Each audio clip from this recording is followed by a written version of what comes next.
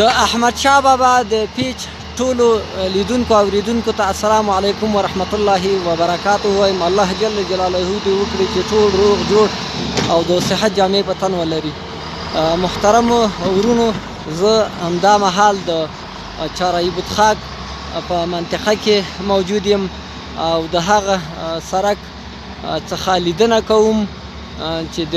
چارای بوتخاک څخه شروع او الا د سید جمال الدین شهرک پورې امتداد لري. محترم ورونو، دغه شهر دغه سړک د جوړېدو اوازه این د جمهوریت په وخت کې هم وه، خو په هغې وخت کې د ځینو زورواکو له امله ښاروالۍ ونه شوه کولی چې دغه سړک په دغه سیمه کې تیر کړي. خو لله الحمد د امارت اسلامي په راتګ سره څنګه چې په نورو ساحو کې انکشافي پروژې شروع شي، الحمدلله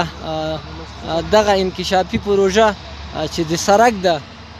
دلته هم شروع شوله او د ښاروالۍ لخوا همدارنګه د په ادامې د وزارت لخوا څخه الحمدلله دغه پروژه شروع شوله او هغه شته مشکلات چې مخکې په دغه سیمه کې وي د دغه پروژې په پلي کېدو سره به هغه شته مشکلات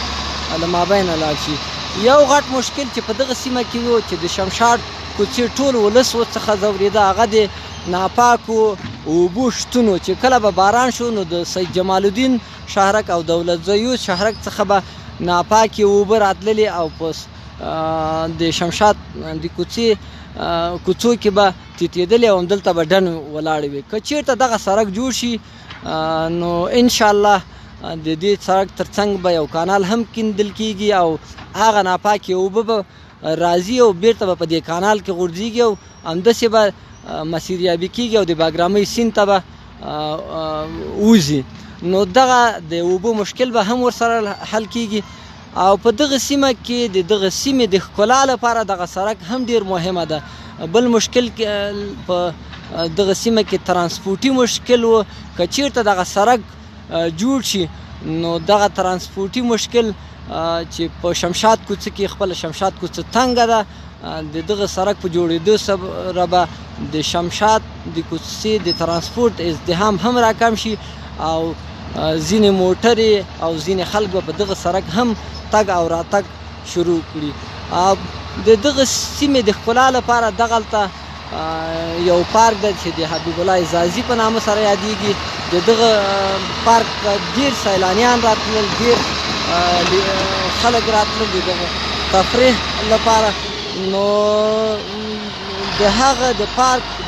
ته د تګ لپاره د ترانسپورټ په برخه کې به هم په اسانتیا راولي دغه سړک، یعنی د ولس لپاره یې خصوصا د ټول ولس لپاره، خصوصا د دولت زیو د شهرک لپاره، د سید جمال الدین د شهرک لپاره، د شمشاد د کوڅې د ولس لپاره د دغه سړک ډیره ګټه ده او د دغسې سړکونو او د داسې پروژو ولس هرکلی کوي، ملاتړ یې کوي، حمایت یې کوي او د نظام سره څنګ په څنګ د دغسې پروژو حمایت ته